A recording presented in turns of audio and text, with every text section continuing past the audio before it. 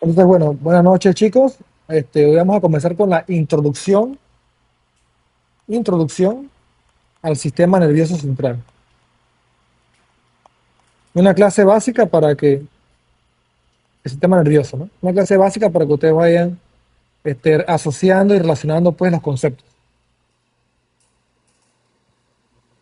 Y lo primero que tenemos que saber es que el sistema nervioso está dividido en tres componentes principales.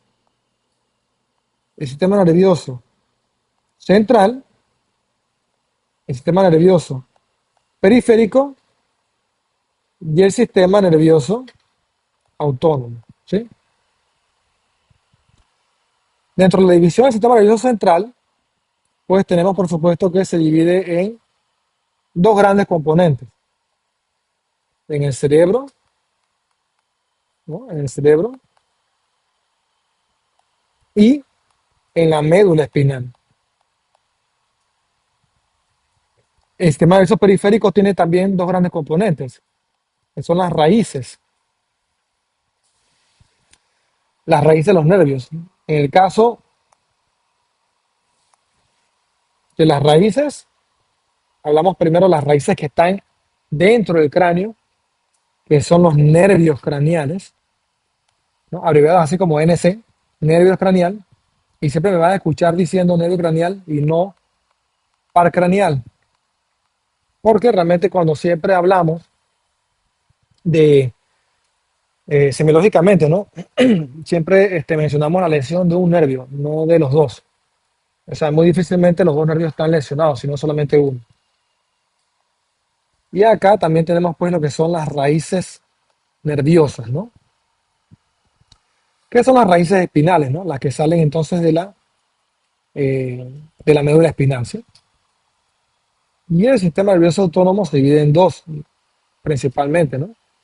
En el simpático y el parasimpático, ¿sí? Entonces, así pues, en palabras sencillas, el simpático es el sistema que se encarga de los mecanismos de acción y de huida, ¿no? Acción y de huida. Y el parasimpático usualmente es el que se encarga pues de lo que es digestión y reposo, ¿no? Así en palabras sencillas, ¿no? Digestión, reposo, ¿ok? Y bueno, obviamente pues también es importante porque igual siempre lo menciono en las clases, el simpático a nivel sexual se encarga de lo que es la eyaculación, ¿sí? Y a nivel del parasimpático se encarga de lo que es la erección, ¿sí? Entonces, son conceptos importantes porque forman parte de la fisiología humana con respecto a este componente pues, del sistema nervioso, ¿sí? Entonces,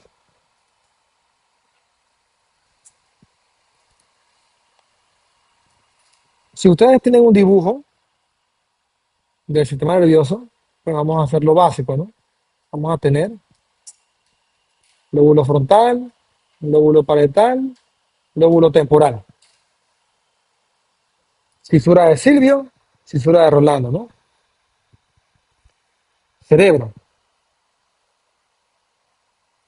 Y el otro componente va a ser entonces la médula espinal, ¿no? O sea, los dos grandes componentes, la médula espinal. Cuando hablamos de eso, hablando de lo que sería sistema nervioso central, ¿no? O sea, a grandes rasgos, ¿no? SNC, sistema nervioso central. Entonces, cuando hablamos de nervios periféricos o hablamos de sistema nervioso periférico, entonces vamos a comenzar a hablar de qué? Los nervios craneales y las raíces nerviosas. Entonces es importante saber que los nervios craneales, ¿no? Ya sea el oftálmico, por ejemplo, el olfatorio que está aquí, que parece una antenita de caracol, el tercer nervio craneal, el cuarto. Ahorita vamos a tratar de dibujar pues unos conceptos básicos de ellos, los el quinto, o sea, todos los nervios hasta el nervio craneal número 12, ¿no? Que ya sale acá, en la zona más baja, ¿no? De lo que es el tallo cerebral, vendría siendo también nervios periféricos, pero son nervios periféricos aunque se encuentren dentro del cráneo. Eso es importante, ¿no? O sea, aunque se encuentren dentro de la bóveda craneal, ok, más o menos así, ¿no? Para tratar son dibujos de la fosa craneal, como aquí que es el foramen magno, ellos son sistemas, o sea, ellos son sistema nervioso periférico. Eso es un concepto importante porque usualmente pues el estudiante considera que los nervios craneales forman parte del sistema nervioso central, pero no, los nervios craneales ya son parte del sistema nervioso periférico. Y los otros nervios periféricos que también forman parte del sistema nervioso periférico van a ser entonces las raíces espinales, ¿no? Que son las que van a salir pues de la médula espinal propiamente, ¿no? Que ya entonces cuando lleguen a su segmento más bajo van a formar lo que es la famosa cola de caballo, ¿sí? Más o menos así, cola de caballo que van a salir por los diferentes forámenes, ¿sí? Entonces todo esto serían pues los nervios raquídeos, ¿no? Que forman parte del sistema nervioso periférico. Todos estos dibujos son a grandes rasgos. Acá vamos a poner pues un canal también, ¿no? Como si fuera pues el canal espinal, ¿no? Vamos a ponerlo hasta por acá abajo, como quien llegara pues hasta el saco, ¿sí? Para más o menos pues que ustedes vayan viendo la estructura, ¿no?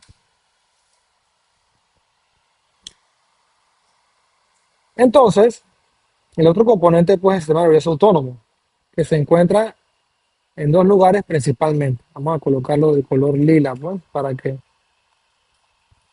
los podamos identificar. En el centro del cerebro, yo utilizo una nomenclatura que le denomino el core cerebral, que son los núcleos de la base, o sea, vamos a escribirlo para que se entienda. El core cerebral, el core, ¿no? Que son los núcleos de la base y son y son las estructuras diencefálicas, ¿no? Del diencéfalo.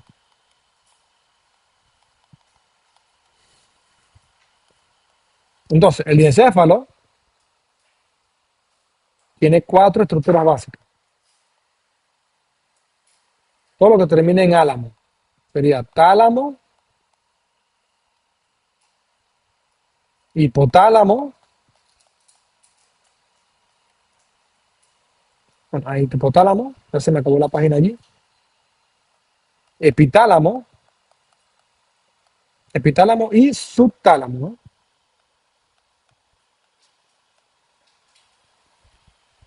Y los núcleos de la base son entonces los siguientes. El núcleo caudado, el putamen,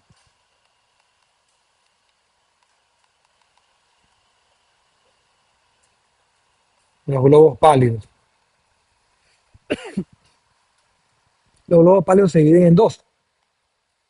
Un globo pálido medial y un globo pálido lateral. Entonces, el putamen, el putamen más el globo pálido, entonces es igual al núcleo lenticular. Tiene forma de lente. Después le voy a hacer el dibujo para que lo puedan comprender.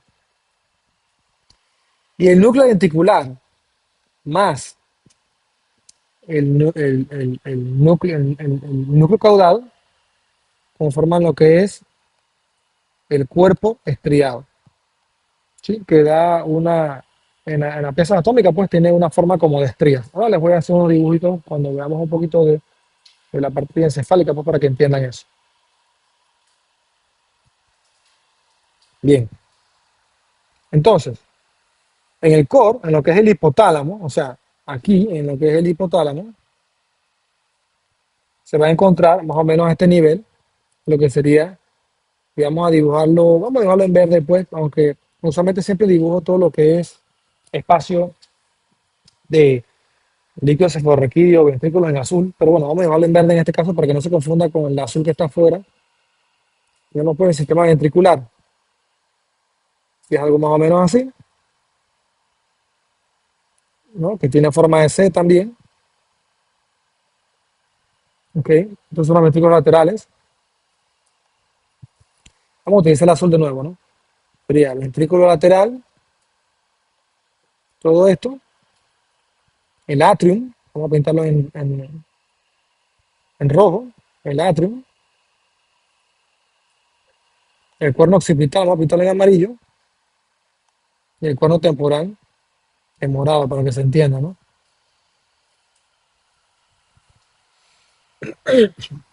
Acá también vamos a pintarlo en verde porque tenemos también un cuerno frontal, ¿no?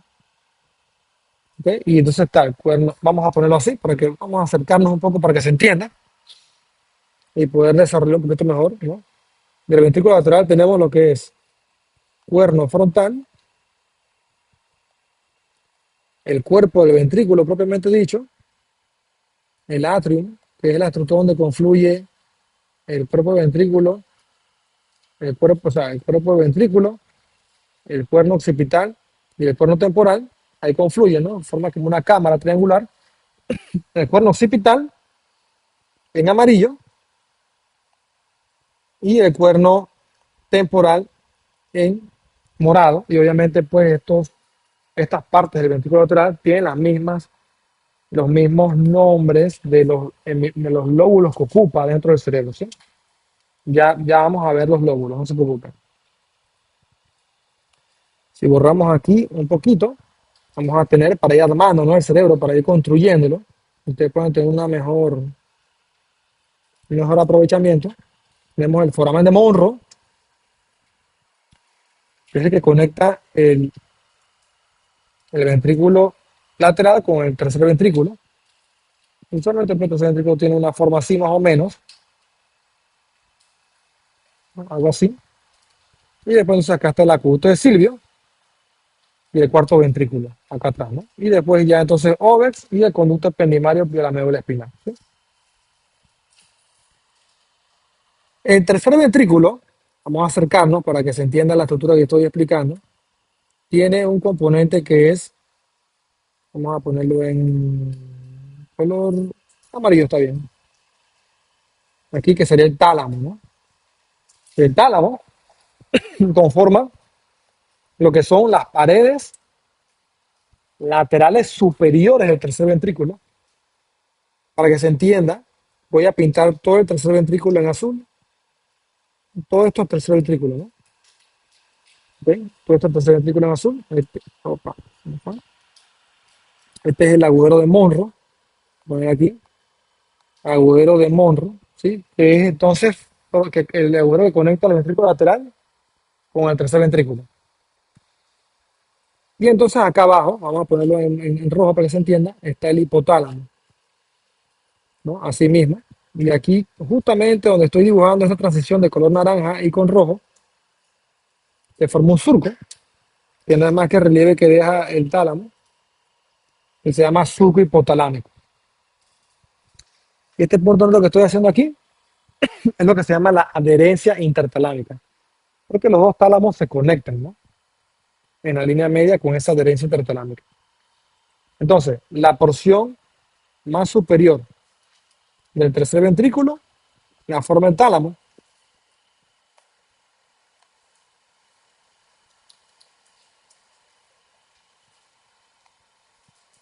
¿no?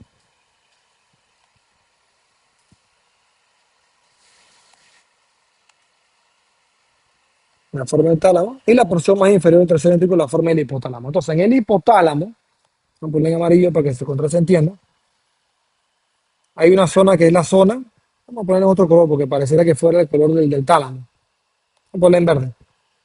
Aquí hay una zona que es la zona este, para, la zona parasimpática, ¿sí? Entonces hay unas vías parasimpáticas que se conectan con, o sea, se conectan, van por, en realidad van por, no, aquí estaría bajando por el acueducto, pero vamos a hacerlo un poquito más anatómico para que se entienda, ¿no? Vamos a bajar por lo que es el tallo cerebral, ¿sí? En esta línea punteada que estamos haciendo, por las vías hipotálamo, hipotalámicas, unas vías que son hipotalámicas parasimpáticas, que van a bajar entonces hasta,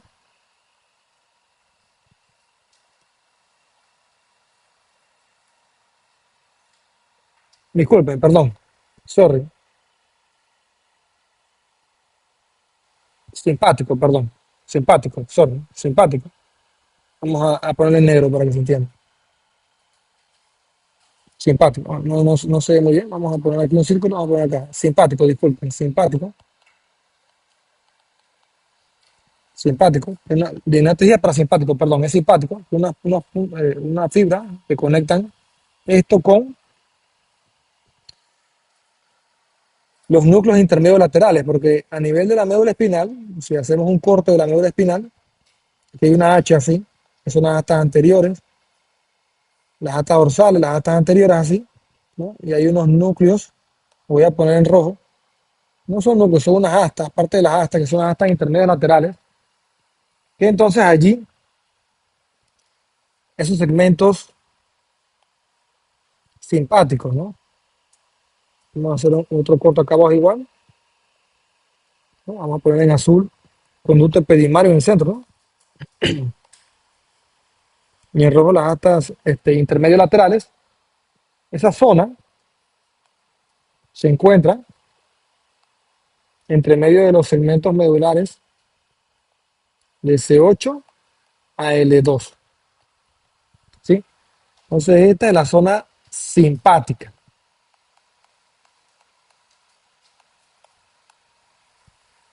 Muy bien.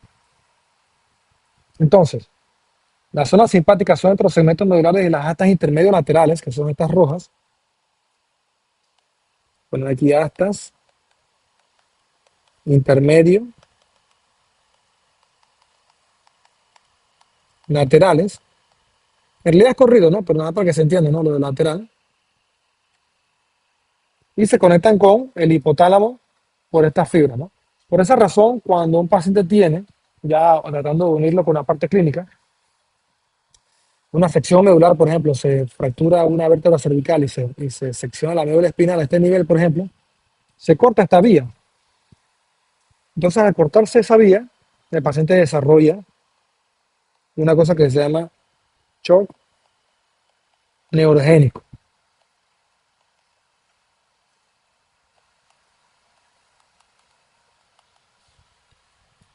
Ese shock neurogénico se caracteriza por dos cosas principales: por bradicardia, por bradicardia y por hipotensión. Y claro, tiene todo el sentido, ¿no? No hay que este, buscarle mucha relación, o sea, la fisiología es básica. O sea, si se corta la vía simpática, que es la que se encarga de todo lo que es, este, como quien dice, ¿no? La parte de la aceleración del ritmo cardíaco. Recuerden que el organismo está regulado por una homeostasis entre el simpático y el parasimpático. Es como un juego de sogas, ¿no? El simpático jala para acá y el parasimpático jala para allá. No es que tú tienes el simpático 100% activado, siempre, o viceversa. Porque si fuera así, caes en una crisis, ¿no? Pero, sí, pero exactamente eso es lo que ocurre cuando se corta la vía en un trauma raquimedular. Se corta la vía y el parasimpático se elimina. Y solamente, perdón, disculpen, nuevamente me equivoqué con lo del simpático. Perdón, el simpático, perdón, se elimina porque se cortó la vía simpática y solamente queda dominando la vía parasimpática. El paciente entonces cae en una bradicardia porque no puede sostener el ritmo cardíaco y cae en una hipotensión porque no puede sostener el tono vasomotor de los vasos sanguíneos, ¿no? De los grandes vasos, ¿no? Entonces, obviamente, esa es la fisiopatología de, que es importante no saberla en estos casos, ¿no? La fisiopatología. Y el sistema parasimpático, ahora sí, el parasimpático, ahora sí, ¿no? Es, le dicen cráneo sacro. Vamos a ver. Vamos a dibujar aquí el mesencéfalo, el puente, el bulbo. Folículos, lámina cuadrigémina atrás y acá atrás el cerebelo, ¿no? Entonces, el sistema simpático, perdón, el parasimpático, perdón, es cráneo, vamos a ponerlo aquí, vamos a escribirlo porque para no confundirnos. El parasimpático, vamos a poner para, es el denominado cráneo sacro, ¿sí? Porque su núcleo sí se encuentra entonces a nivel del tallo, y los otros núcleos se encuentran a nivel de lo que es el cono medular, ¿sí? Ok. Entonces, importante porque aquí también en el cono, o sea, la parte distal de la médula espinal, que se encuentra a nivel de qué? De la vértebra de L1 también, eso es muy importante, del tercio inferior, de L1,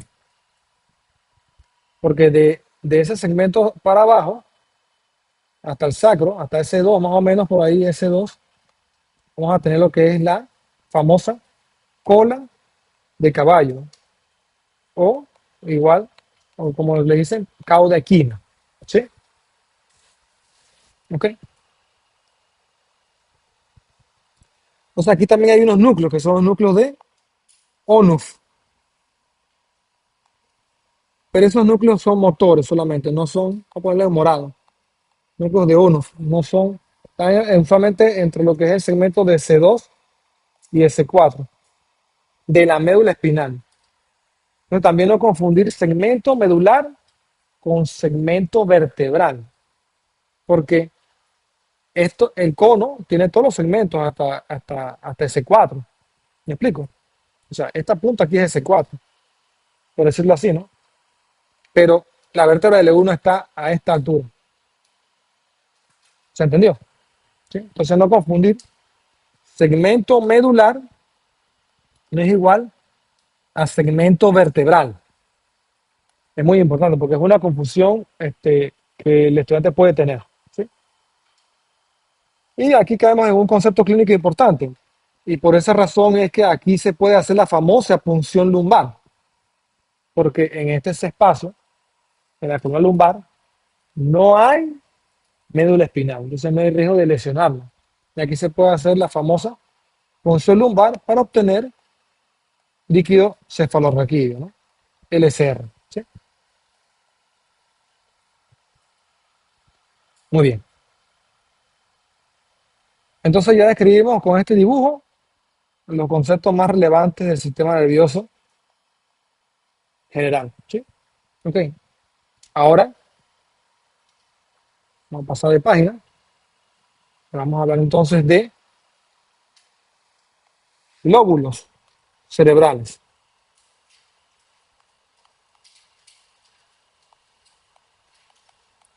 Lóbulos cerebrales.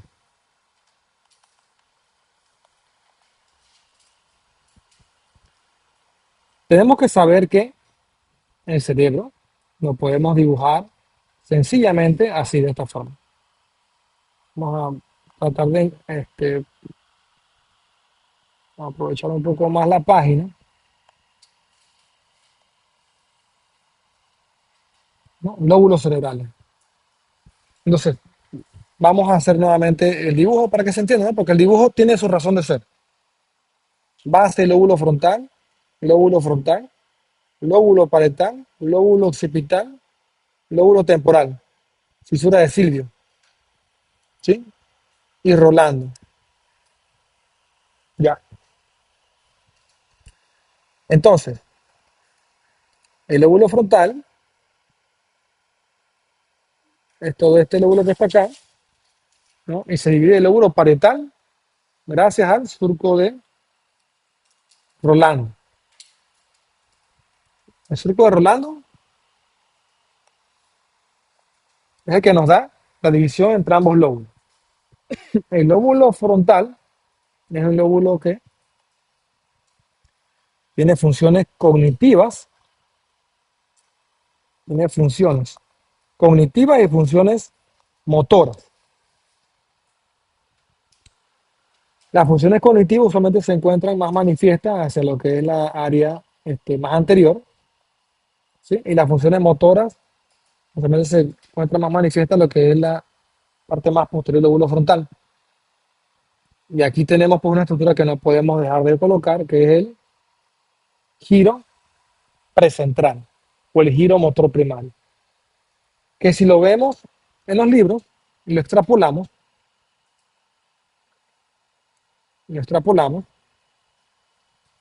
si vemos un corte del cerebro o una vista coronal, así, ¿no? Más o menos así, línea media, aquí está el cuerpo calloso, aquí están los ventrículos, tercer ventrículo, tálamo, ¿no? Lóbulo temporal, y bueno, pues, y tallo cerebral acá, ¿no? Lateralmente, vamos a tener siempre una distribución que en los libros ustedes van a ver como esto. Van a ver una pierna aquí, vamos a ponerlo un poquito más fino para que no se... Hay una pierna aquí, vamos a poner un pie, con su dedo pulgar y su... No me salió muy bien, vamos a ver si lo mejoramos. Un pie, un tobillo, un talón, la planta del pie, dedito pulgar y el resto de los dedos, ¿no? Un pie, ¿no? Vemos acá entonces una mano, algo así más o menos, una manito, ¿ok?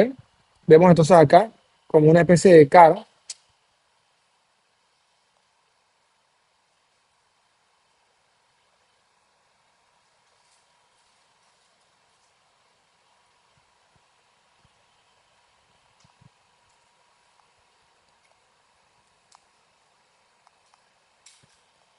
una especie de cara así con grandes labios, así, y una lengua afuera, ¿no? Y una lengua afuera larga. ¿Lo han visto? Ese es el homúnculo, ¿ok? Entonces, esas son las áreas que se manifiestan en nuestra corteza cerebral. Entonces, asimismo, pues, en este giro, en este giro, está acá, es donde se observa este fenómeno, ¿sí? Y esa área de la mano, acá, se forma así más o menos. Vamos a ponerlo un poquito más grueso, ¿no? Se forma así, y eso es lo que se denomina el omega. El omega tiene forma o sea, de letra griega, ¿no? Es igual a lo que es el área motora de la mano, ¿sí? El área motora de nuestra mano. Y el resto del giro hacia abajo, vamos a ponerlo en azul, ¿no? Acá, viene siendo todo lo que es la cara. Vamos a poner el omega en color rojo, ¿no? Y vamos a poner en verde como si fuera el pie acá arriba, ¿no? Pie, omega, mano y en azul la cara. O sea, todo el resto del giro va a manifestarse como, vamos a poner aquí color azul para que se entienda, ¿no? Azul, la cara, el rojo más arribita que es el omega, ¿sí? Y en verde lo que sería el pie. Esas son las áreas que se manifiestan en nuestra corteza, ¿sí? Eso visto desde una vista coronal, pues que usualmente, pero bueno, es lo mismo verlo en la vista sagital. Usualmente se ven los libros así. Esos son los homúnculos. Y homúnculo significa muñeco deforme. Hay un homúnculo también motor y hay un homúnculo también sensitivo, que es muy similar. Lo único que cambia en el homúnculo sensitivo acá es que colocan a los genitales, porque obviamente es sensitivo, ¿no? Colocan a los genitales por acá, ¿no? Más o menos así, colocan a los genitales, ¿no? En esta zona, que es la zona más medial, ¿no? Colocan los genitales ahí, ¿no? Bueno, no me salieron bien, ¿no? Pero ahí los genitales, ¿no? Colocan los genitales en esa zona, que es la zona de línea media, ¿sí? ¿Ok? Muy bien. Entonces, la fisura de Silvio, que es esta, voy a ponerla más gruesa, esta que estoy nuevamente aquí este, retocando, ¿no? Silvio, que es esta, es la fisura que se va a encargar de dividir el lóbulo temporal, que es este, ¿no? Del lóbulo entonces frontal, o sea, del lóbulo frontal, ¿ok? Y del lóbulo parietal, ¿sí? Entonces, esa es la importancia de esa fisura. Bueno, hay otro concepto, ¿no? Que también esta fisura, si uno la abre, incluso esta zona se llama la zona opercular, o sea, todo esto se llama opérculo. ¿Por qué? Se llama opérculo porque opérculo significa boca, opérculo significa boca, ¿no? Entonces, cuando uno tiene la pieza anatómica, uno puede abrir esa zona, abrirla, y entonces uno puede ingresar y ver entonces el lóbulo, el otro lóbulo del cerebro que es Silvio. Lo voy a poner en punteado para que se entienda, ¿no? Voy a poner en punteado para que se entienda, que está en la profundidad de la fisura de Silvio. ¿Sí? ¿Ok? Entonces eso se puede abrir, incluso pues cuando uno hace cirugía, uno abre esa zona y uno puede ingresar al valle silviano, así se le llama, ¿no? Que es donde está la cisterna silviana y está la ínsula, el lóbulo de la ínsula, ¿sí? Que es este que les digo, en punteado, ¿no? ¿Ok? Y el lóbulo occipital, que lo vamos a poner morado, vendría siendo este, ¿no? Este lóbulo occipital, ¿sí? Se caracteriza porque no hay realmente una línea que lo divida, como Rolando o como Silvio. Acá entonces se traza una línea imaginaria, así, una línea imaginaria, que va desde el surco, vamos a ver si me sale mejor, el surco parieto-occipital hacia la escotadura parieto-occipital. ¿Sí? Ok, entonces, perdón, escotadura preoccipital. Bueno, igual que igual, ¿no? PO, ¿no? Preoccipital, ¿sí? PO. Y surco parieto-occipital, ¿no? Entonces, se traza una línea imaginaria entre esos dos puntos y se divide entonces el lóbulo parietal, ¿no? Y el temporal del lóbulo occipital, ¿no? Del lóbulo occipital, ¿sí? Y entonces ahí tienen los 5 lóbulos del cerebro, que usualmente son los lóbulos que se describen en la literatura médica. Porque sí puede haber más lóbulos, pero ya depende mucho como de la relación fisiológica, ¿no? Pero porque también hay un lóbulo de la ínsula, ¿no? Que es límbico, ¿no? Pero realmente, pues, lóbulos grandes, macroscópicos son estos. ¿Sí? Muy bien.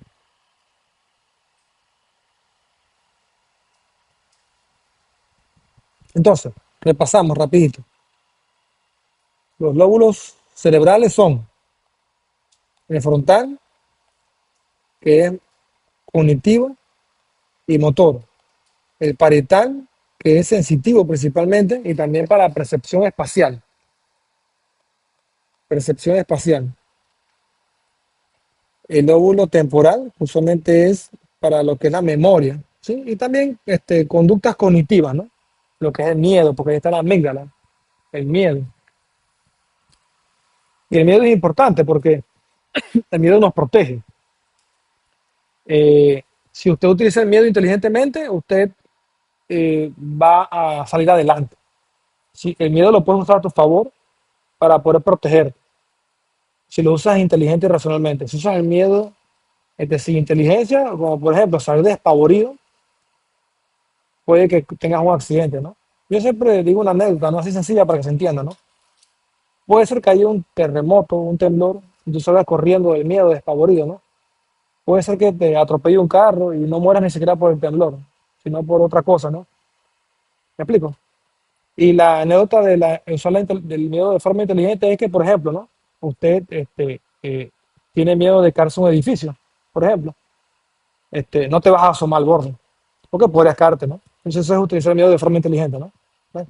Entonces la amígdala se encuentra usualmente aquí en la punta del lóbulo temporal y sirve para esas funciones cognitivas, ¿bien? El lóbulo occipital es principalmente para la parte visual, puramente visual. Bueno, obviamente, y también otra cosa, los lóbulos no hacen funciones aisladas, sino que realmente se interconectan entre ellos y se optimiza su función. Porque, porque también para ver tienes que también interpretar. ¿Me explico? O sea, de nada sirve que veas si no sabes lo que estás viendo. Entonces, obviamente, pues hay vías de asociación con el lóbulo también parietal para poder entender lo que se está viendo. Poder tú comprender por lo menos la parte de a comprender lo escrito. ¿Sí? Un ejemplo, ¿no? El lóbulo de la ínsula, que usualmente pues, se encarga más que todo de regiones gustativas. ¿Ok? ¿Sí? Y también modula algunas conductas, ¿no? Y también tiene que ver con algo con olfacción, gusto y olfato. ¿Sí? Y también parte de algunas cosas de la conducta.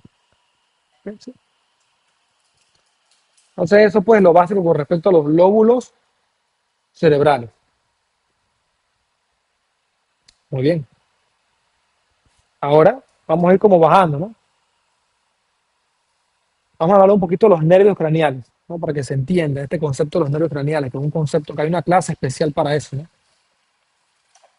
Nervios craneales. Hay toda una clase de nervios craneales, pero para que se entiendan los conceptos básicos, ¿no? Ustedes ya deberían de saber, porque usualmente los nervios craneales se tocan en anatomía y se ven sus funciones básicas, ¿no? Entonces, para poder comprender un poquito mejor los nervios craneales, ¿sí? Tenemos que hacer un dibujo del cerebro más o menos así, de esta forma, ¿no? En donde tenemos pues acá el lóbulo temporal, no, perdón, el lóbulo temporal, ¿sí? Así vamos a ver, el lóbulo temporal, y aquí en el centro vamos a poner lo que sería pues el mesencéfalo, ¿no? Bases, o sea, las bases del mesencéfalo, la fosa interpeduncular, que es esta. Vamos a dibujarlo de nuevo para que se entienda. Porque todos los dibujos tienen, o sea, la idea de dibujarles es que ustedes vean cómo se construye y ya se sepan la estructura de una vez. Entonces, el mesencéfalo tiene una base que son unas patitas, ¿no? Esta patita, y tiene otra patita acá. Estas son las bases, ¿no? Esta zona que queda entre medio que parece una horquetilla, vamos a poner con un punto azul, porque ahí hay una cisterna que se llama la cisterna de la fosa interpeduncular, ¿no? Esa área es por donde emerge el origen aparente del tercer nervio. Ahorita lo vamos a dibujar.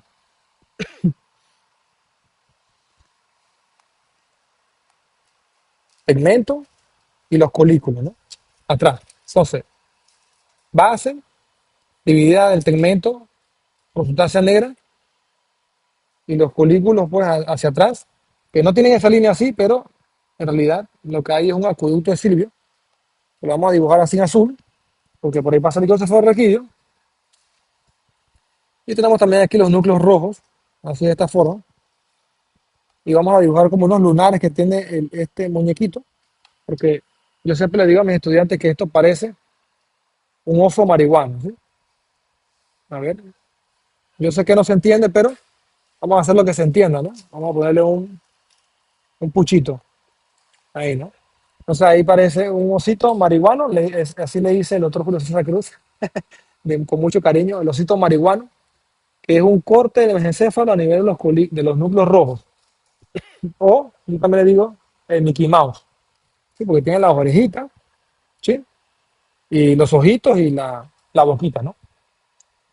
Vamos a echar para atrás porque obviamente pues, ese puchito no va ahí. Sí, pero es para que entiendan el concepto del osito marihuano. O sea, cuando yo digo osito marihuano, le estoy hablando del mesencéfalo.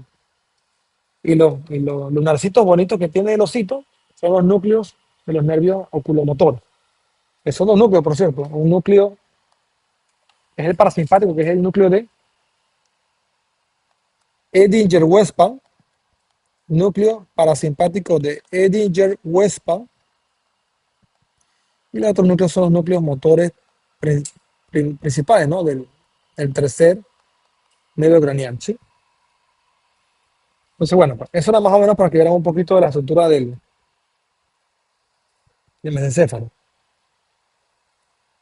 Y los colículos superiores, que son estos que están aquí, que son los mentoncitos, por decirlo así, que sirven para los reflejos, folículos superiores, sirven para los reflejos de la mirada conjugada horizontal.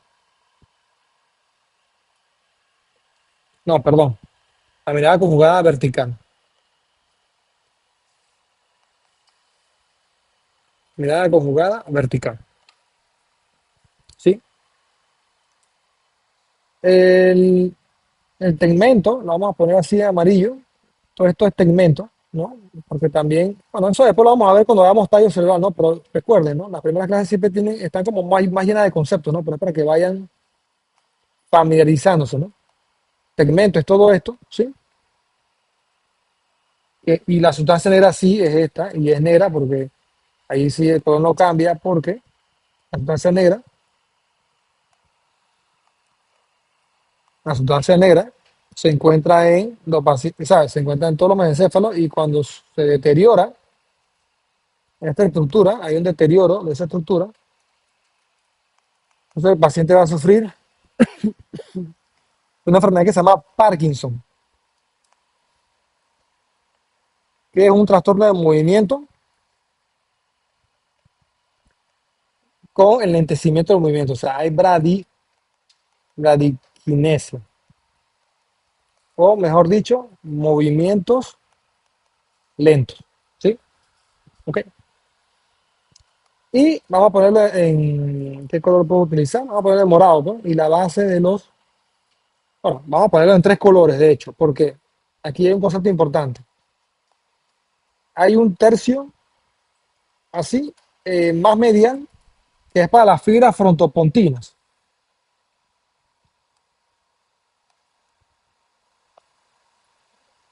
Las fibras frontopontinas, que son fibras que descienden del lóbulo frontal hacia el tallo. Hay otra, un tercio medio medio, ¿no? Que es, esta es súper importante porque es aquí donde se encuentra la vía córtico-espinal, la vía córtico-espinal, que es la vía, una de las vías más importantes que todo estudiante de medicina debe de conocer, porque es la que se encarga de nuestros movimientos, ¿sí? La vía córtico-espinal. Y también por ahí pasa la vía, pues el tracto córtico-vulvar, que igualmente pues son las fibras que bajan desde nuestro giro motor primario, viajan hacia nuestro tallo para los movimientos de, los, de la musculatura vulvar, ¿sí? Que usualmente la musculatura vulvar, pues, es más que todo la musculatura de la cara, pues, y la lengua y la deglución y todo esto, ¿no? ¿Ok? Y entonces hay otro tercio, como quien dice, ¿no? Tercio más lateral, que entonces es para fibras ya fibras, parieto, eh, parietopontina, temporopontina, occipitopontina, o sea, para otras vías del resto de los lóbulos, ¿ok? ¿Sí? Es muy importante el concepto acá de la vía corticoespinal. Este concepto es sumamente importante y tienen que sabérselo.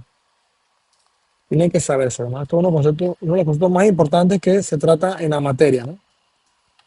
Ahí es donde deriva el famoso paciente tiene hemiplegia, que ese paciente tuvo un SB hemorrágico y no puede mover un lado del cuerpo, porque esa vía es la que se afecta, la vía corticoespinal.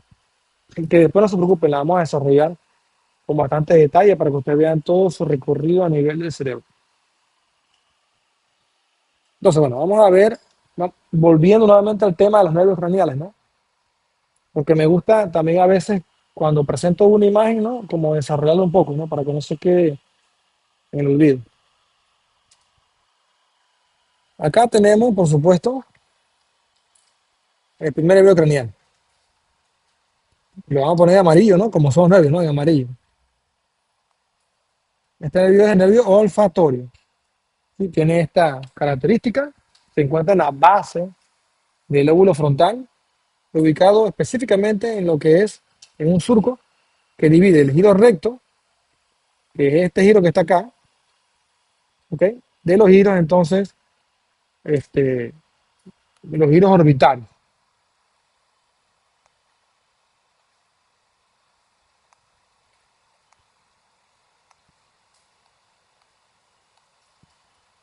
¿Sí? Porque hay un giro orbitario medial,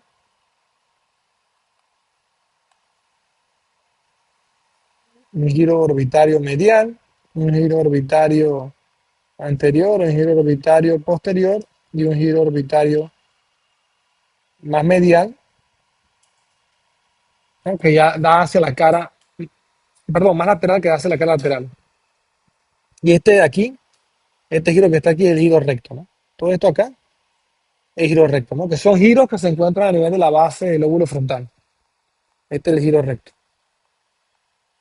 giro recto.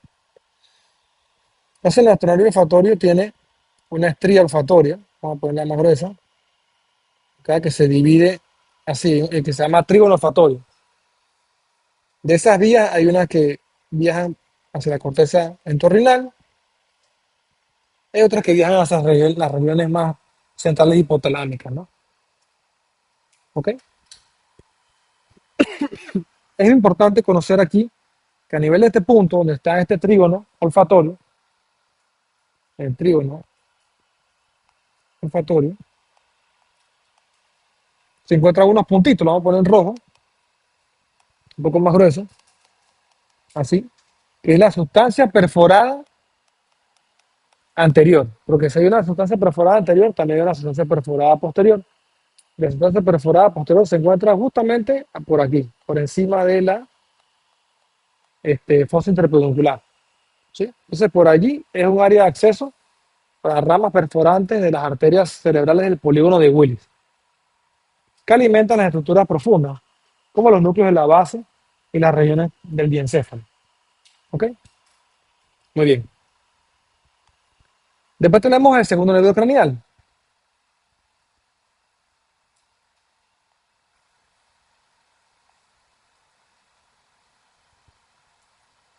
¿no? Que vendría siendo entonces el nervio óptico,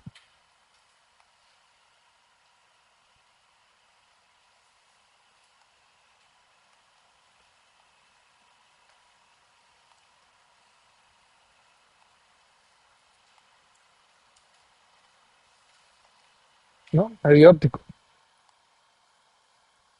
Y este nervio se caracteriza porque tiene una porción inicialmente que es el nervio óptico y después tiene una porción que tiene forma de X, así como la estoy dibujando, ¿no? Que es el famoso quiasma óptico, que viene representando lo que es el origen aparente de este segundo nervio craneal. Cuando hablamos de los orígenes, tenemos que saber que hay un origen aparente y un origen real. Los orígenes aparentes son los que los neuroanatomistas antiguamente veían como de que, oye, mira, aquí, por ejemplo, aquí se origina el nervio, porque ellos lo asociaban con este punto, que es el origen, ¿no? ¿Me explico? El quiasma. Pero realmente el origen real, por eso se llama aparente, porque ese no es. El origen real es esto, es la retina, en realidad, ¿no? Allí, en la retina, se origina, es el origen real, realmente, del nervio óptico, ¿sí? Pero entonces, cuando ustedes estudian la materia, tienen que saber que hay un origen real y un origen aparente, porque todos los nervios tienen un origen real y un origen aparente, ¿sí? Entonces, el quiasma óptico tiene esta característica, ¿no? ¿Y por qué tiene esa forma de X así? porque las fibras de la retina, que sería esta, la retina, vamos a ponerlo más chiquito, la retina, la retina temporal, que es la que está hacia lateral, ¿no? Porque esta sería la retina nasal, ¿no? Entonces, obviamente, esto se divide en dos. Estas fibras de la retina temporal van a seguir, van a pasar así y van a seguir recto, ¿no? Hasta lo que es el cuerpo geniculado lateral, que está acá atrás, que forma parte el tálamo, ¿ok? Que es un núcleo de relevo talámico de las vías visuales. Y las otras vías, que son la retina nasal, opa, se me fue muy grueso, van a venir así y esas sí van a decusar hacia el lado contrario, ¿ok? Entonces, volvemos y repetimos, la retina nasal de acá va a decusar hacia el lado contrario, ¿sí? Y la retina temporal de este lado contralateral sí va a pasar siempre ipsilateral, ¿sí? Por esa razón es que los pacientes que tienen una lesión a este nivel, vamos a ponerlo en grueso, así como si fuera así, una X ahí que se lesiona el quiasma óptico, eso ocurre muy frecuentemente con los pacientes que tienen tumores hipofisiarios. El paciente va a desarrollar un fenómeno campimétrico en el cual la vista, el paciente va a quedar sin poder ver los campos temporales, ¿no? O el paciente queda viendo como si viera como por un túnel, porque nada más le funcionan los campos mediales. Entonces eso es muy común en los tumores hipofisiarios, se crece la glándula hipofisiaria y comprime el quiasma óptico, porque el quiasma óptico está justamente por encima de la silla turca, ¿ok?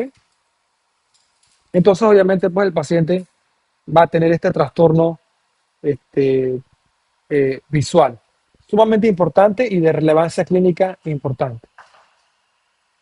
Muy bien, entonces, seguimos, ya vimos, ahorita vamos a hacer un escrito con que uno, 2, 3, 4 con todos los nervios, nosotros lo estamos dibujando. Después tenemos entonces el tercer nervio craneal, que es el oculomotor, ¿sí? Vamos a ponerlo en grueso porque los nervios son gruesos. ¿El se origina de dónde? En la fosa interpeduncular. Y se va a dirigir también hacia la cámara ocular, ¿sí?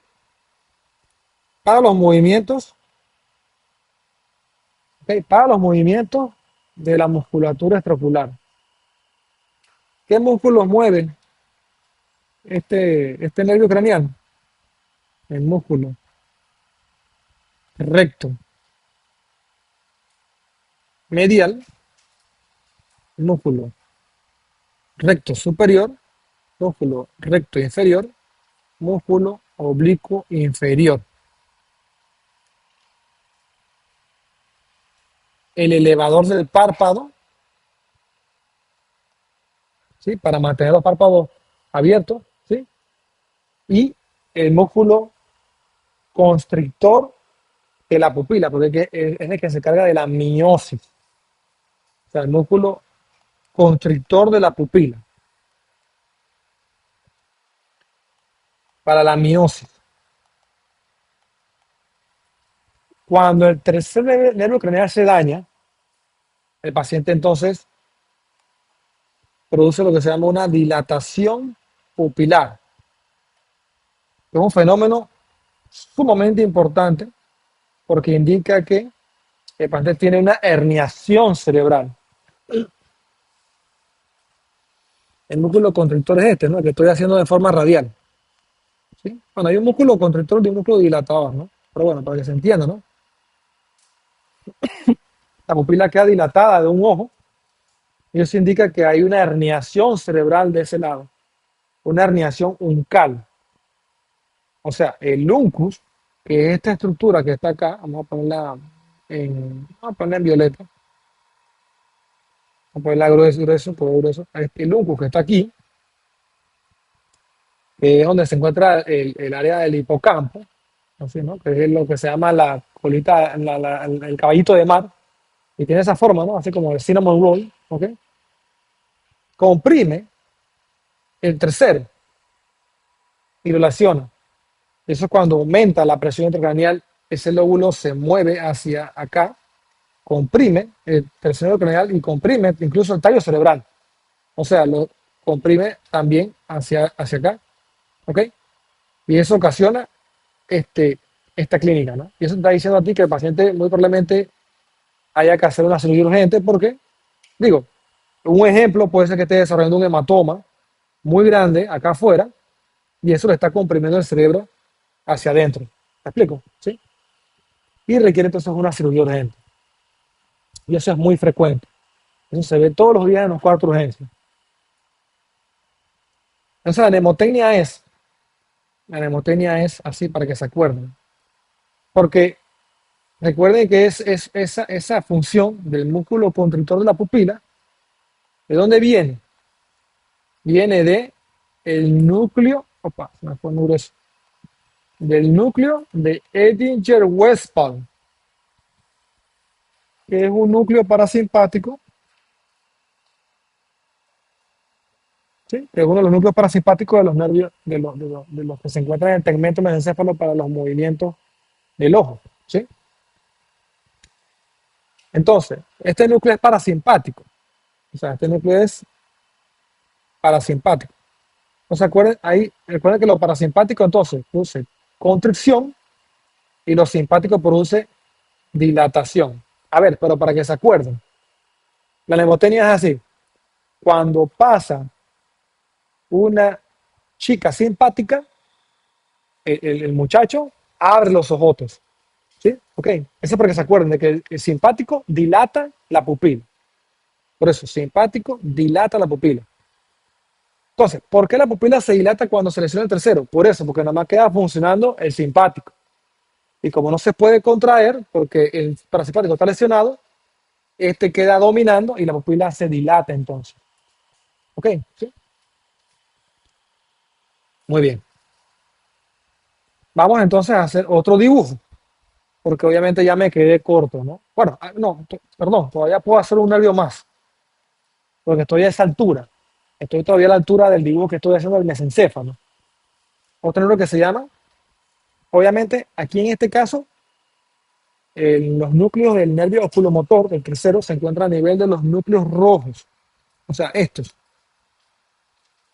son los núcleos rojos, ¿sí? Y son rojos, están pintados en rojo. Pero para no hacerles el dibujo tan complicado, un corte más abajo, que es el corte de los colículos inferiores, ya no hay núcleo rojo, o casi no se ve, por lo menos. Entonces de ahí sale entonces otro nervio craneal, que es el nervio craneal, el cuarto. Sale por debajo de los colículos inferiores y es el único nervio que sale por detrás del tallo cerebral y decusa justamente antes de originarse. ¿Sí? Ahí ven, están viendo que lo estoy dibujando cruzado, ¿no? Ahí está el cruce, ¿no? Y entonces va a discurrir por todas las cisternas, en este caso cisterna de la lámina terminalis, cisterna ambiens, cisterna cruris, y se va a meter entonces por el seno cavernoso para también salir por la fisura orbital superior hacia el ojo. Después vamos a ver eso con un poco más de detalle. Ahorita nada como para que tengan una idea. ¿Sí? Igual lo mismo de este lado, cisterna de la lámina cuadrigémina, cisterna ambiens, cisterna cruris, se mete por el seno cavernoso y entonces pasa hacia lo que es el ojo por la fisura orbital superior. La fisura orbital superior está aquí, en esta zona. ¿Sí? Aquí está la fisura orbital superior, que yo le llamo la FOS, fisura orbitaria superior, que por ahí salen muchos nervios craneales. ¿Qué sale por la fisura orbital superior? Sale el tercero, el cuarto, V1 y venas oftálmicas. En fin, todas esas estructuras salen por la fisura orbitaria superior. Que después vamos a ver un poquito más desarrollado, pues, lo que es, cuáles son los agujeros de salida del cráneo. Muy bien. Entonces, ahora vamos a hacer un corte más abajo. Vamos a cortar con los craneales aquí, pero obviamente vamos a pasar a los nervios craneales que ya tienen entonces origen a nivel de lo que es el puente. ¿Sí? Y yo, bueno, y antes de continuar,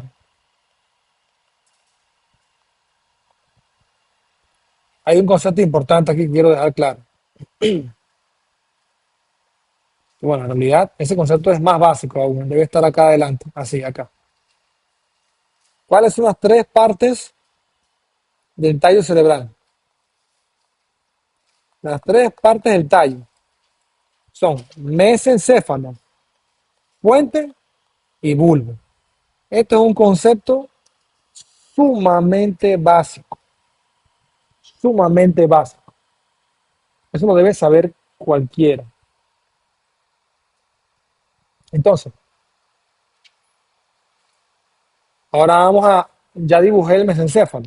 Ahora vamos a dibujar entonces de puente hacia abajo, ¿sí? Para eso vamos a utilizar entonces ya un dibujo anatómico muy similar, ¿no? Pero que sea más o menos así. Vamos a poner igual el cerebro,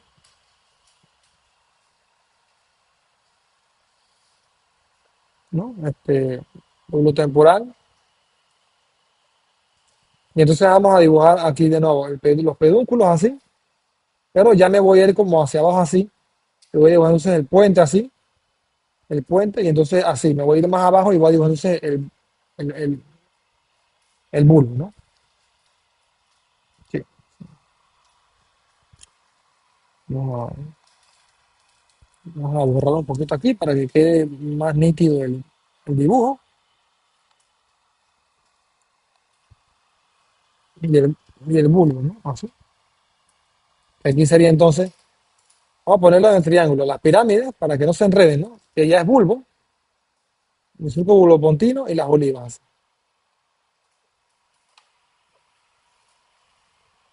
Entonces, mesencéfalo,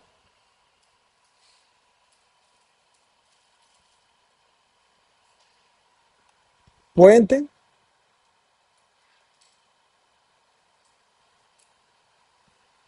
y el bulbo, ¿no? Olivas. Vamos a ponerlo en verde para que se asocie con lo que son las olivas, porque las aceitunas, olivas o aceitunas, ¿no? Tienen forma de redonda. Las olivas y las son verdes, ¿no? Y la pirámide aquí en el centro. Vamos de nuevo. Mesencéfalo, puente y bulbo. Y obviamente acá abajo ya viene lo que es la médula espinal, ¿no? ¿Cierto? Entonces, vamos a retroceder un poco para, porque necesito ese espacio para dibujar los nervios craneales, ¿no? Vamos a quitarle el color, ¿sí? Porque voy a dibujar los nervios craneales amarillos. Ah, bueno, creo que va a quedar bonito si le hago así, si lo hago así. Creo que sí sirve, para que se entiendan, ¿no? Las estructuras. Entonces, en esta vista, que es una vista, o sea, vamos a ver rapidito, ¿no? Olfatorio, ¿sí? El óptico, ujú, el, ¿cómo se llama? El oculomotor, ¿sí? El, el cuarto que viene de atrás, así, ¿no? Viene de atrás. Y entonces ahora vamos con el trigémino. El trigémino está saliendo de la cara anterolateral, aquí, del puente, ¿no? El trigémino es grueso. Él sale de la cara anterolateral del puente, así en esta forma, más o menos. Va a formar aquí lo que se llama el ganglio de Gasser. Un ganglio grueso, ¿no? Ganglio de Gasser, ¿no? Que se encuentra acostadito en la fosa de Meckel. Este es el ganglio de Gasser, que descansa en la fosa de Meckel. Meckel. Ok, creo que se escribe con CK, Meckel. Ok. Y después él produce tres ramas. Una rama que se llama V1, V2 y V3. También, esa es la parte sensitiva del trigémino, porque el trigémino es principalmente sensitivo, pero también tiene un componente motor, que es la masticación. Y esa es una rama más pequeña que sale por debajo del nervio y que acompaña entonces a V3 así. ¿Ok? Entonces, el V1 va también a salir hacia el ojo por la fisura orbitaria superior. Para el ojo por la fisura orbitaria superior.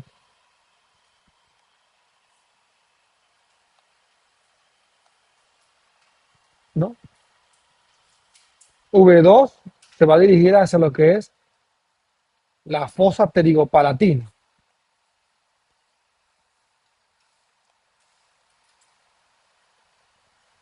Va a salir por la fosa pterigopalatina.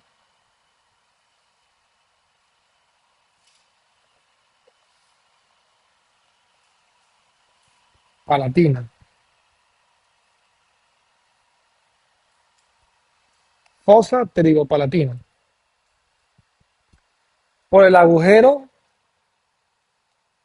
redondo mayor de la base del cráneo. ¿Sí? Recuerden que esto está saliendo por lo que es la fisura orbitaria superior, por la fosa. ¿Sí? Usted sabe, por el agujero redondo mayor, el V2. Este es V1, este es V2. Este es el cuarto, este es el segundo, ¿no? Para que no se enreden, ¿no? Tercero, ¿sí? Perdón. Y V3 va a salir entonces por el agujero oval. Apa, se me pone grueso. El agujero oval, ¿sí? Hacia la fosa infratemporal. Hacia la fosa, bueno, infratemporal.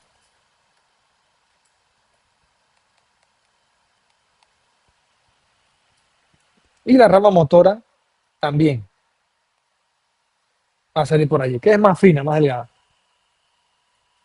¿Sí? Después viene entonces el sexto nervio craneal, que su origen aparente es en el surco.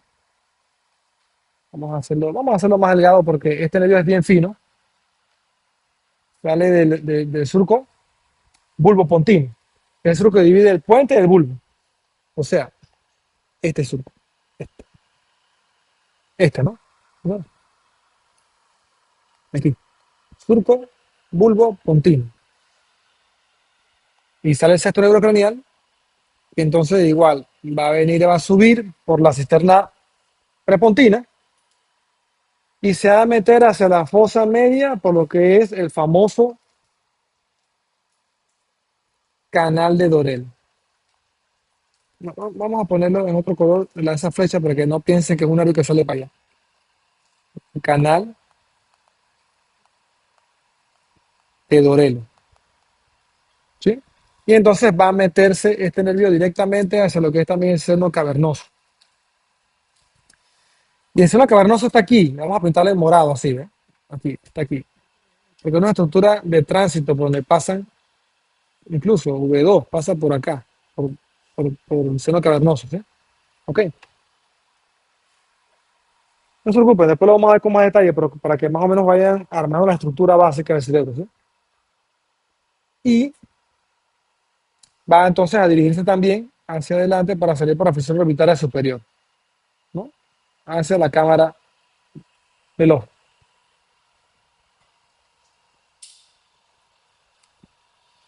Después tenemos el complejo de los nervios 7-8. Y para eso tenemos que dirigirnos aquí a lo que es la fosa supraolivar. ¿Y por qué se llama fosa supraolivar? Porque está justamente encima de la oliva. Esta es la oliva, ¿no? Que es parte del bulbo. Oliva es parte del bulbo. Entonces ella deja allí. como un triangulito, esa fosa supralibar, y por ahí va a salir entonces el complejo nervioso 7-8. Tenemos el facial, nervio facial,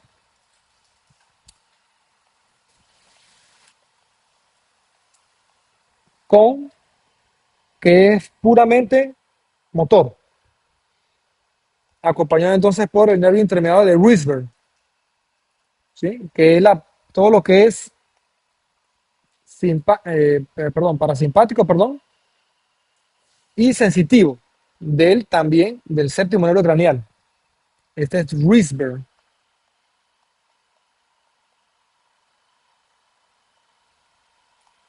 Dos ramas vestibulares del octavo nervio craneal, el vestibular, el nervio vestibular superior y el nervio vestibular inferior,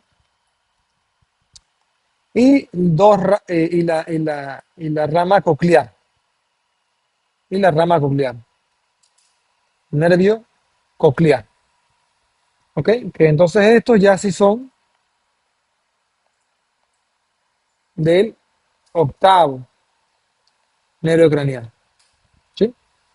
Y entonces se le denomina así complejo 7-8 porque todos están juntos y salen de la fosa supralibar y se dirigen hacia el conducto auditivo interno para salir entonces hacia lo que es este, la cámara timpánica y obviamente pues hacia la base del cráneo por el agujero del facial, ¿sí? Después de allí vienen los nervios posolivares, y se llaman posolivares porque salen por detrás del oliva. Tenemos entonces el, vamos a poner en amarillo, el 9. Bueno, en realidad no son tan gruesos esos nervios, vamos a poner un poquito más fino. El 9, y son varios filetes también, pero el concepto práctico vamos a hacer uno solo, ¿no? El 9, que es el hipogloso, que se encarga, bueno, obviamente acá las funciones del séptimo, movimiento de la cara, sensibilidad también de parte del conducto auditivo externo, parasimpático para la mucosa, este, eh, de la nariz, las lágrimas, y también sensitivo para la lengua y la mucosa de la boca. El vestíbulo coclear, obviamente, audición y equilibrio, ¿sí? El noveno, que es el hipogloso, por la dilución, también funciones parasimpáticas también para la parte de los reflejos de vasomotores, ¿sí? Eso lo vamos a ver con más calma después, ¿ok? Sensitivo también para la parte del tercio posterior de la lengua, porque el tercio anterior de la lengua lo inerva el séptimo también, es sensitivo el séptimo. Este, el décimo, que entonces también es igual, también es múltiples funciones parasimpáticas, para la parte digestiva, todos los órganos toracoabdominales hasta la flexura esplénica, sensibilidad de la orofaringe también, de ilusión también por los músculos orofaringe, y también funciones para la regulación vasomotora, ¿sí? ¿Ok? Y el nervio craneal número 11, que tiene un componente craneal y tiene un componente espinal. ¿Por qué? Vamos a extender acá la médula cervical, ¿no? En las astas anteriores de la médula cervical, o sea, si hacemos un dibujo así, vemos hasta anterior. En las astas anteriores, aquí, en estas astas anteriores, vamos a ponerle en amarillo, aquí. Obviamente no. Es nada para que se imaginen, ¿no? Todos los segmentos, ¿no? Son seis segmentos cervicales, ¿no? De cada asta anterior, que es esta, voy a poner un poquito más grueso para que se entienda. De esta asta anterior, aquí, pam, pam, pam, pam, pam, vienen saliendo unos filetes que son las ramas espinales del 11. Entran por el foramen magno, el foramen magno está aquí, obviamente, ¿no? El foramen magno, que es la base cráneo, y se va a unir con la rama, este, craneal, para entonces todos salir del cráneo por el agujero rasgado posterior. Y bueno, me gusta dibujarlo así, porque así como que se entiende que es rasgado, ¿no? Perdón, el rasgado posterior. Y entonces el último dedo craneal, claro, el 11 sirve para los músculos trapecio, esternocleidomastoideo. Lo que yo le digo, el movimiento del no me importa, ¿no? No me importa qué es el movimiento del no, de la cabeza y en los hombros del no me importa, ¿no? Y el último, es el 12, es prelibar. Y usualmente también son varios filetes, pero vamos a dibujarlo uno solo para que no se enreden, ¿no?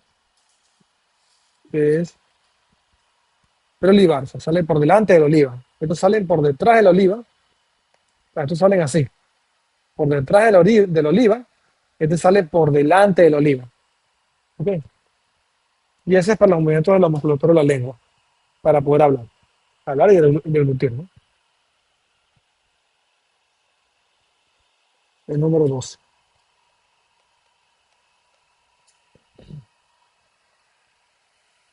Y bueno, ellos son nervios periféricos, el sistema nervioso periférico. Bien, ahora vamos a hablar un poquito de médula espinal, ya casi para terminar.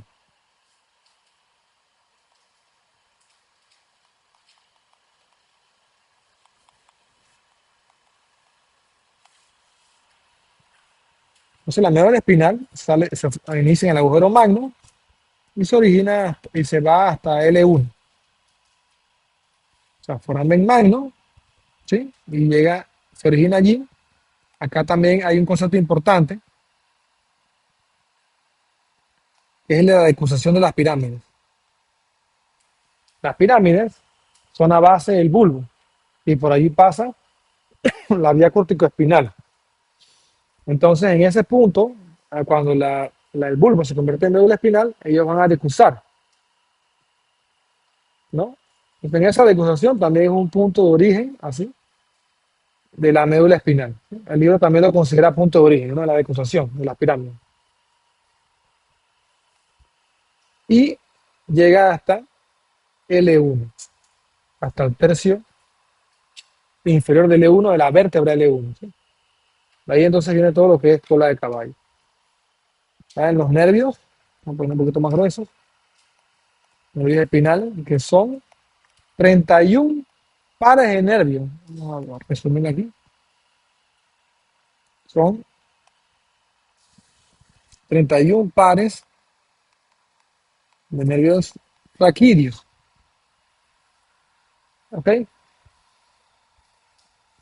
Y obviamente pues van a encargarse pues, de todo lo que es la musculatura axial y la de la extremidad. La médula espinal en general mide alrededor de 45 centímetros de largo. ¿Ok? Obviamente pues también está rodeada de las tres membranas básicas de las meninges, ¿no? Eso así a grandes rasgos. Vamos a ver el concepto de las meninges, rapidito. Todo el sistema nervioso central está rodeado de las meninges. Hay tres.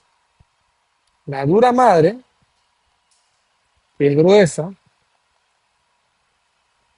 y parece un plástico, esta era más externa. La aracnoide, que como su nombre dice, parece una telaraña, de araña, ¿no? Que por debajo de ella se encuentra el líquido cefalorraquídeo y todos los vasos del polígono de Willis, para resumir eso así. LCR más los vasos del polígono, ¿no? Polígono de Willis.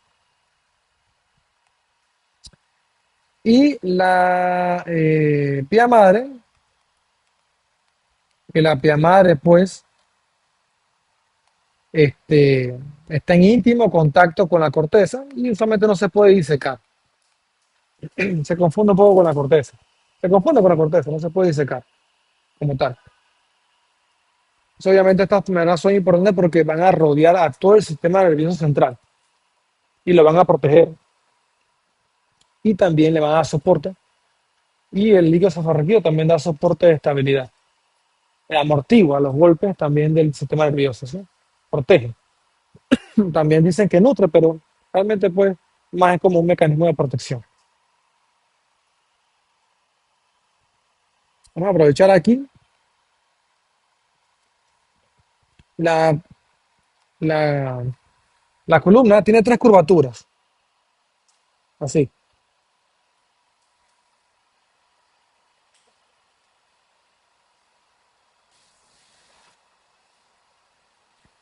Vamos a poner aquí columna,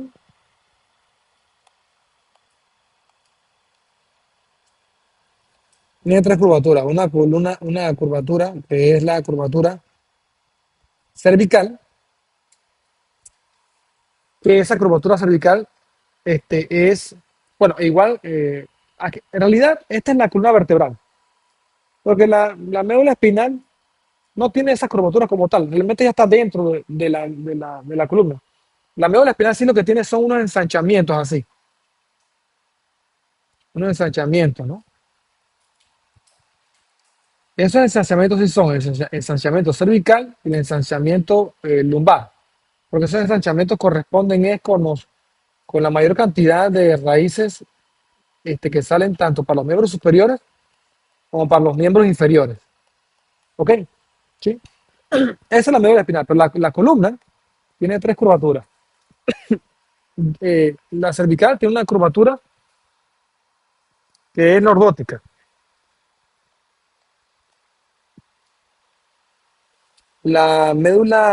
Perdón, la columna torácica tiene una curvatura que es sifótica, o sea, como jorobada, pues.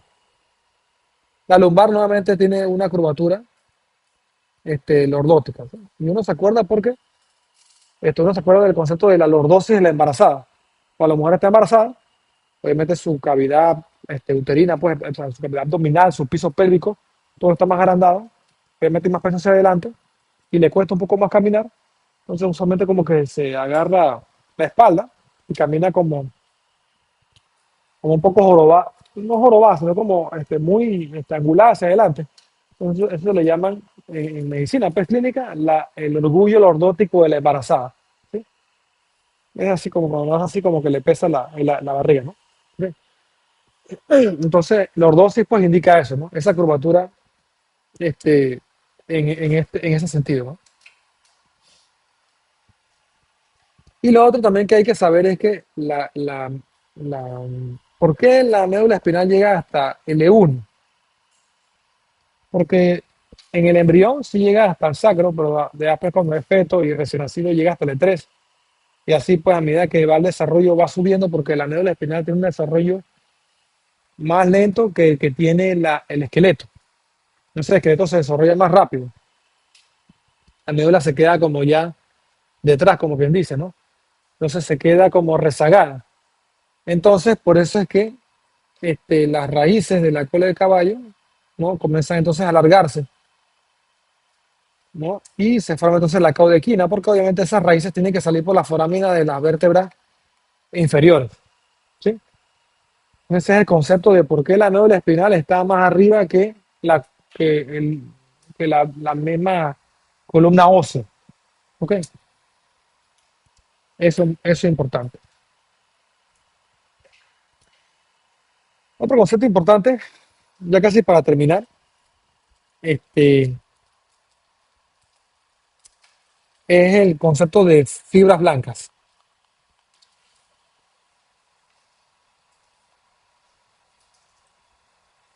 ¿sí? Hay tres tipos de fibras blancas. Las fibras blancas vamos a ponerlo así,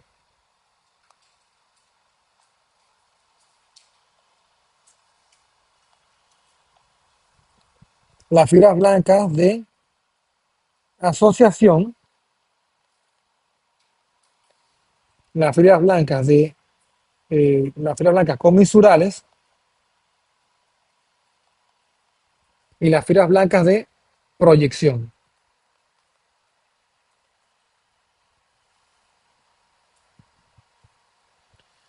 Entonces, las fibras blancas de asociación son, las fibras cortas en U, ¿qué van a hacer? Ellas van a unir, vamos a suponer, hay un giro aquí, surco, otro giro. Entonces ellas van a unir giro con giro, así. Giro con giro. ¿Ok? Esas son las fibras cortas. Las fibras cortas en U. Fibras cortas en U. Después tenemos las fibras largas. Entonces ya esas fibras, obviamente, sí se van a encargar de unir, ¿no? Ya un lóbulo con otro lóbulo. Por ejemplo, tenemos este, el fascículo, lo- el, el fascículo superior. Hay uno que se llama el iPhone, que es el fascículo inferior. Hay otro que es el, el fascículo uncinal, que une la base del lóbulo frontal con la base, con el polo del temporal, así. Sí, hay otro fascículo que es el arcuato, que une usualmente las áreas motoras, así, con las áreas sensitivas del lenguaje. Ok. Acá en las comisurales tenemos, como que tenemos un corte del cerebro así,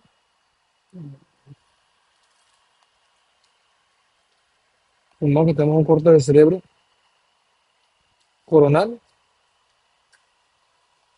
¿no? Surco medio, ¿no? El lóbulo temporal, ¿no? Tenemos lo que es el cuerpo calloso. Esas fibras son comisurales. El cuerpo calloso porque une un hemisferio con un hemisferio. O sea, un hemisferio del lado derecho con el izquierdo, lo une. Cuerpo calloso. También tenemos la comisura blanca anterior y la comisura blanca posterior. ¿Ok? Y las fibras de proyección son entonces eh, tres principalmente. Pueden ser ascendentes y pueden ser descendentes. Y la descendente, la principal es el tracto córtico espinal, ¿sí? Que se origina en la corteza y se dirige pues hasta las astas anteriores. Aquí es donde se va a originar la famosa motoneurona superior. Motoneurona superior. Y las fibras ascendentes son usualmente pues el tracto espinotalámico, que son sensitivas. Y también tenemos el tracto del sistema columna dorsal lemnico medial, que también llevan información propioceptiva consciente. ¿Sí? Info propioceptiva consciente. Y es consciente, ¿no? Porque hay también una información que es inconsciente. Y eso es muy importante porque hay una información que es consciente. No sé si lo estoy escribiendo mal. Consciente. No sé si es consciente con CS, no sé, no me acuerdo. Pero esa es lo que va a hacer la corteza. Mira, esa corteza cerebral. Y la inconsciente es la que va a hacer el cerebelo.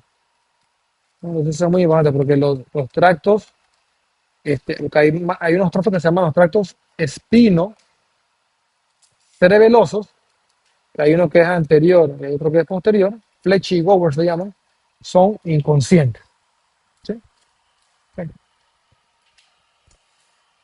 Entonces, bueno, yo creo que hasta el momento, por ahora, hemos hecho una bastante buena introducción de lo que son los conceptos básicos del sistema nervioso central. A medida que vayamos avanzando en la materia, vamos a ir desarrollando con mayor profundidad más esos conceptos. Ok, listo, muchas gracias.